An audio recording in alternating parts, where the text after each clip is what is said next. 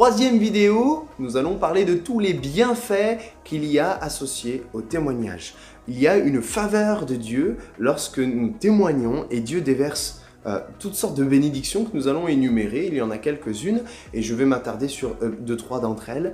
La première, c'est la joie que cela nous procure lorsque nous témoignons. Dans Luc 10, 17, nous voyons que les cœurs des disciples étaient remplis de joie lorsqu'ils ont pu témoigner de Jésus-Christ. Deuxième bienfait, c'est le renouvellement de notre communion. Parce que témoigner est un combat spirituel et que nous avons besoin de l'amour de Dieu en nous, alors, parce que nous témoignons, Dieu nous déverse son esprit, il nous remplit de lui et ça permet de développer cette intimité avec lui et dire « Mais moi, Seigneur, je ne veux pas aller parler à cette personne si tu n'es avec moi. » David le dira, il dira « Mais je n'irai combattre si tu marches devant moi. » Et ça, c'est dans 1 Jean 4, 15, tu verras combien témoigner renouvelle notre communion.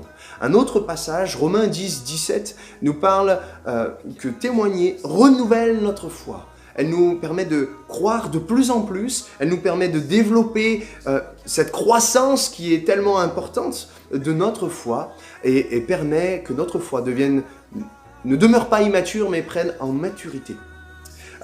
Quatrième bienfait, elle fait de nous des gagnants. Témoigner fait de nous des gagnants. Et nous le voyons dans 1 Corinthiens 9, 22. Lisez toutes ces références que je vous donne et vous verrez que elle nous revêt d'un sentiment de triomphe parce que nous constatons de nos yeux que l'évangile se propage. Alors waouh, le Seigneur agit et c'est tellement prodigieux.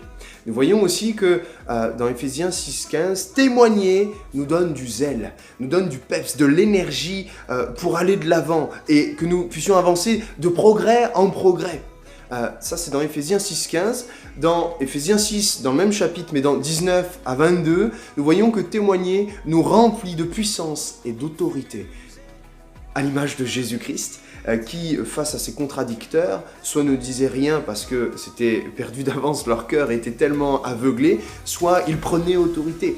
Et nous voyons que même face aux démons, Jésus a su prendre autorité.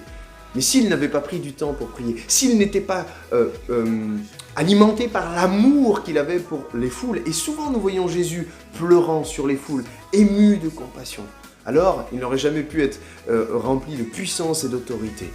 Et dernière chose, et peut-être moins évidente, témoigner protège le chrétien. Oui. Ça protège le chrétien. Parce que toutes les valeurs que nous avons évoquées juste avant sont une réalité et peut-être déjà dans ton cœur tu savais ces choses-là. Oui, témoigner protège du chrétien. Elle nous garde dans l'humilité et aussi pour notre vie. Parce que nous entendons ce que nous disons à nos contemporains. Alors, nous nous édifions, nous nous faisons du bien, nous nous rappelons d'où nous venons, nous savons l'œuvre de Dieu, où elle est combien elle est puissante et grande à notre égard. Elle nous protège. Et ça, tu pourras le lire dans 1 Timothée 3, verset 7. Lis tous ces passages, prends note de ces passages et médite-les et prie pour cela. Et Dieu va susciter dans ton cœur l'âme d'un évangéliste, parce que nous le sommes tous. Ok? Allez, rendez-vous à la prochaine!